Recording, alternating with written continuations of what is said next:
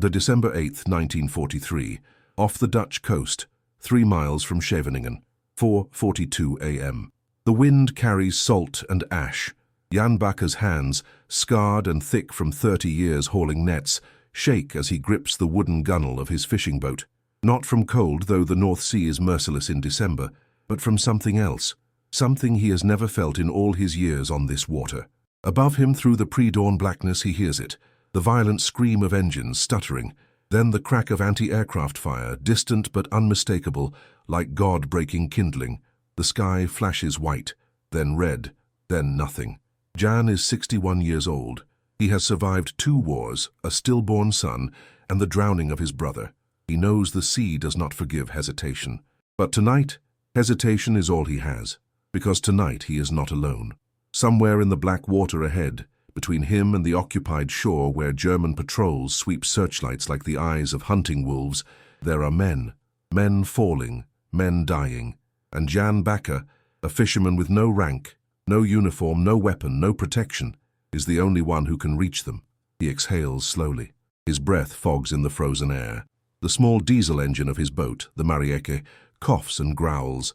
It is a sound that will betray him to anyone listening. On the shore, less than 2 nautical miles away, German sentries man bunkers dug into the dunes. They have orders. Shoot anything that moves after curfew, especially boats. Jan's daughter, Anna, had begged him not to go out tonight. She is 16, old enough to understand what the occupation means, old enough to know that fishermen who defy curfew do not come home. But Jan had kissed her forehead and said nothing. There are no words for what a man does when the sea calls his name in the dark. Now he is here, and somewhere ahead he hears it, a faint voice, desperate, barely human, calling for help in a language he does not fully understand. English. If stories like this move you as deeply as they move me, subscribe to the channel and tell me in the comments where you're watching from. These forgotten stories deserve to live again, and your voice helps make that happen. Jan Bakker was not born a hero. He was born in a small fishing village called Katwijk aan Zee, where every man's life was measured by the weight of his nets and the mercy of the tides. His father had been a fisherman, his grandfather before him. The Bakker family did not dream of cities or universities. They dreamed of full holds and fair weather. Jan married young, 19, to a girl named Lena who sang in the village church and baked bread that smelled like summer. They had 3 children. 2 survived. Anna, the youngest, became the light in his life after Lena died of pneumonia in the winter of 1938. Before the war, Jan's life was rhythmic, predictable, sacred in its simplicity. Wake before dawn, check the nets, sail out past the breakers, return by midday, sell the catch at the market, mend the nets, sleep, repeat. The sea was not romantic to Jan. It was work, it was survival, but it was also freedom, the one place a man could be alone with his thoughts, where the horizon stretched endlessly and the only authority was the wind. That freedom ended on May 10, 1940, when German forces invaded the Netherlands. The occupation came swiftly, brutally, with tanks rolling through tulip fields and Luftwaffe bombers blackening the sky over Rotterdam. Within days, the Dutch government fled to London. Within weeks, the coastline was transformed into a fortress, bunkers, barbed wire, minefields. Fishing became a controlled activity, permitted only under strict supervision and during daylight hours. Fishermen were searched, their boats inspected, their catches monitored. The sea, once a sanctuary, became a prison yard. Jan hated the Germans not with fiery rage, but with the quiet, grinding hatred of a man whose dignity has been stolen. They took his eldest son Peter in 1942, forced labor in a factory in Hamburg. They confiscated half his catch each week, leaving barely enough to feed Anna. They patrolled the docks with rifles and dogs and eyes that never blinked. Jan learned to keep his head down, to say nothing, to survive. But survival has its limits. And on this frozen December morning, as the sky above him tears open with fire and metal, Jan Bakker reaches his. The war arrived in Jan's hands at 4:38 a.m. when the first aircraft, a British Lancaster bomber, screamed low over the water, trailing smoke and flame. Jan had been hauling in illegal nets 2 miles offshore, breaking curfew because his daughter needed food, and the Germans did not care if fishermen starved. The sound was deafening, unnatural. The bomber was so low he could see the rivets on its fuselage, the shattered glass of its cockpit, the black oil bleeding from its engines. It passed directly overhead, close enough that the heat from its burning wing made him flinch. Then it was gone, swallowed by the darkness. Seconds later, he heard the impact. Not an explosion. A sickening, wet crash. Metal meeting water at 200 miles per hour. For a long moment, Jan did nothing. His instinct screamed at him to turn the boat around, to flee, to get as far from this catastrophe as possible. The Germans would have heard that. The patrols would be mobilizing. Searchlights, patrol boats, maybe worse. If they found him here, they would assume he was part of the resistance. They would shoot him in the water or drag him to a cell and make him disappear. Anna would wake tomorrow and her father would be gone, like so many others. But then he heard the voice, faint, fractured, a man's voice, crying out in the dark. Help! Please! Help! English words, accented, desperate, and Jan Bakker, who had spent his entire life obeying orders, his father's, his wife's, the sea's, the Germans, made a choice that terrified him. He turned the Marieke toward the sound. The water was black as tar, lit only by the faint glow of the moon behind thin clouds. Jan's boat had no spotlight. Using one would be suicide. He navigated by sound alone, cutting the engine to a low idle, letting the current carry him forward. His heart hammered so hard he thought it might break his ribs. Every wave looked like a body. Every piece of driftwood looked like a hand reaching for salvation. And then, impossibly, he saw them. 3 men, clinging to a shredded yellow life raft, half submerged, their heads barely above the surface. Their flight suits were black with oil and seawater. One man was unconscious, his face pale as a drowned saint. Another was coughing violently, retching up seawater. The third, young, maybe 25, stared at Jan with eyes that held no hope, only the dull resignation of someone who knows he is about to die. Jan did not speak English well, but he did not need to. He maneuvered the Marieke alongside the raft, killed the engine completely and reached down. "Come," he said, his voice rough and low. "Come now." The young pilot shook his head. He pointed toward the shore. He pointed at the sky. He was trying to say something, warning Jan maybe, or telling him to leave, but Jan ignored him. He grabbed the man's arm and pulled. The pilot weighed almost nothing, soaked and shivering and half dead. Jan hauled him over the gunwale like a netful of cod, then reached for the next man, the unconscious one, heavier, dead weight. Jan's back screamed in protest as he dragged the man aboard, laying him flat on the deck. The third man, the one coughing, managed to climb in himself, collapsing beside his crewmates. And then, from the shore, came the sound Jan had been dreading, the sharp mechanical bark of a German patrol boat engine roaring to life. The Scheveningen coastline in December 1943 was one of the most heavily fortified stretches of the Atlantic Wall. Adolf Hitler had ordered the construction of massive coastal defenses to prevent an Allied invasion, and the Netherlands bore the brunt of this paranoia. Concrete bunkers bristled with machine guns, minefields stretched across the beaches. Patrol boats swept the waters nightly, hunting for saboteurs, spies, and resistance operatives.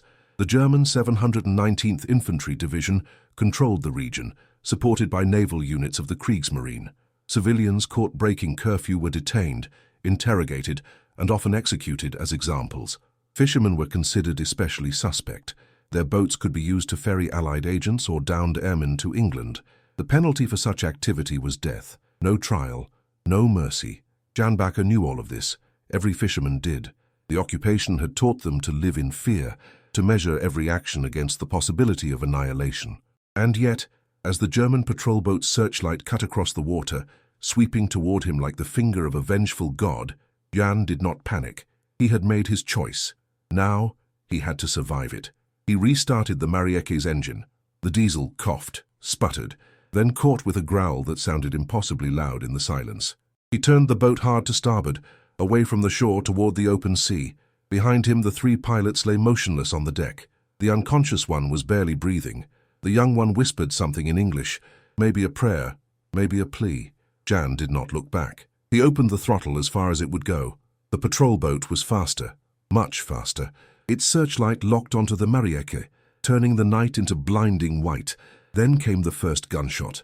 A single crack, sharp and clean. The bullet hissed past Jan's head and punched into the water 10 feet ahead. A warning shot. The Germans were ordering him to stop. Jan did not stop. He crouched low, gripping the wheel with white-knuckled hands, steering blindly through the glare of the searchlight. The patrol boat closed the distance. Another shot. This one struck the stern of the Marieke, splintering wood. The young pilot on the deck screamed something. An alarm, a curse, Jan couldn't tell. The patrol boat's loudspeaker crackled to life, barking orders in German. "Halt! Halt sofort oder wir schießen! Stop immediately or we will shoot!" Jan's mind raced. He could not outrun them. He could not fight them. But he knew something they did not. He knew these waters. He had fished here for 40 years. He knew where the sandbars lurked just beneath the surface. He knew where the currents ran treacherous and fast. And he knew that the German patrol boats, built for speed and intimidation, had deeper drafts than his small fishing vessel. He turned hard to port, steering directly toward a submerged sandbar he had memorized years ago. The Marieke skimmed over it, her shallow keel barely clearing the hidden ridge. Behind him the patrol boat followed, too fast, too confident. There was a sickening crunch of metal against sand. The patrol boat lurched violently, its propeller screaming as it bit into the bar. The searchlight swung wildly, then went dark. Shouts erupted from the German crew. The engine revved uselessly, grinding against the sand. Jan did not wait to see if they freed themselves. He turned the Marieke back toward the open sea and vanished into the black. 3 hours later, as dawn bled pale and cold over the North Sea, Jan Bakker sat in the cramped cabin of his boat with 3 British airmen who should have been dead. The unconscious one, Flight Sergeant Thomas Whitmore, 23 years old, from Manchester, had regained consciousness and was vomiting seawater into a bucket. The young one, Pilot Officer David Hargrove, 24, from Sussex, sat shivering under a wool blanket Jan had given him, his lips still blue from hypothermia. The third, Sergeant James McCall, 31, from Glasgow, had a gash across his forehead that bled sluggishly, but he was alive. Against all odds, they were all alive. Jan did not speak much. He did not know what to say. He gave them water. He gave them bread, though it was stale. He wrapped them in every blanket he had, and then he faced the impossible question, what now? He could not take them to shore. The Germans controlled every harbor, every dock. He could not keep them on the boat. His fuel was nearly gone, and the patrols would be looking for him. He could not sail to England. It was too far, and the Marieke would never survive the crossing. But Jan Bakker was not a man who gave up easily. He knew people, people who whispered in the shadows, people who moved in the spaces between German patrols. The Dutch resistance was not organized like an army. It was a patchwork of farmers, shopkeepers, priests and fishermen who passed messages, hid refugees, and sabotaged the occupation one small act at a time. Jan had never joined them. He had always been too afraid. But fear, he realized, was a luxury he could no longer afford. By mid-morning, Jan had made contact. A coded message passed through a network of fishing boats. By nightfall, a plan was in motion. Jan would transfer the airmen to a larger vessel, a cargo ship captained by a resistance operative, under cover of darkness. From there, they would be smuggled to a safe house in Amsterdam, then eventually across the border into Belgium and onto Allied lines. It was dangerous, it was improbable, but it was possible. The transfer took place on the night of December 9th, in a deserted cove 15 miles north of Scheveningen. Jan brought the Marieke alongside the cargo ship, and the 3 airmen, weak, terrified but alive, climbed aboard. Pilot Officer Hargrove turned back before disappearing into the hold. He looked at Jan, this old weathered fisherman who had risked everything for 3 strangers, and said something in broken Dutch. Jan did not understand the words, but he understood the meaning: gratitude, respect, farewell. Jan nodded once. Then he turned the Marieke back toward home, where his daughter waited. Jan Bakker's name does not appear in any official record of World War II. The Royal Air Force kept detailed logs of downed aircraft and rescued personnel, but civilian rescues, especially those conducted by occupied nationals under threat of death, were rarely documented. The German authorities never identified Jan as the fisherman who evaded their patrol boat that night. He was simply too small, too unimportant, to pursue in the chaos of a crumbling occupation. After the war, Jan returned to fishing. He did not speak of what he had done. In the Netherlands, silence was survival. Too many people had collaborated. Too many had betrayed their neighbors. Those who resisted often kept their heroism secret, afraid of resentment or retribution. Jan died in 1961 at the age of 79, in the same village where he was born.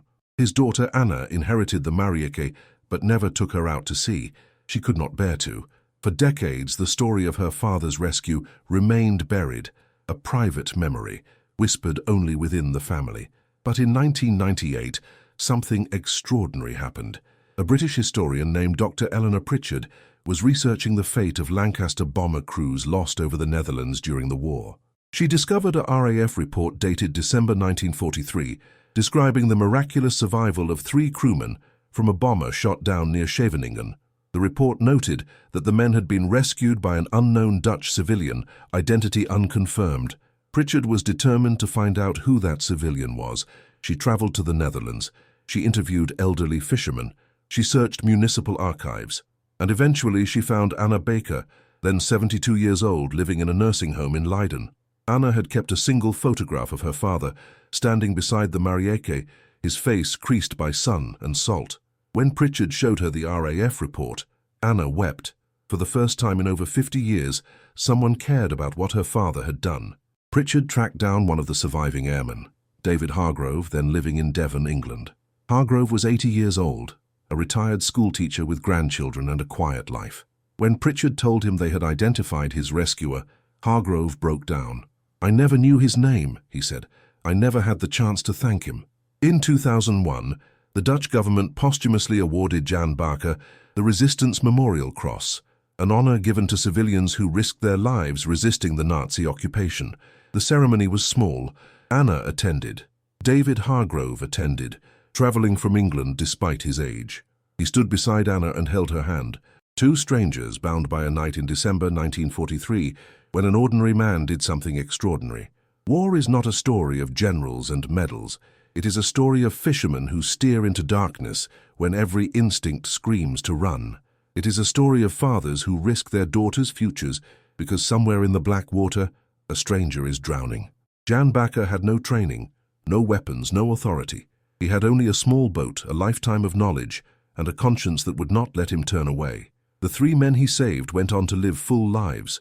Thomas Whitmore became a carpenter. James McCall became a minister. David Hargrove became a teacher. Between them, they had 9 children, 23 grandchildren, and countless great-grandchildren.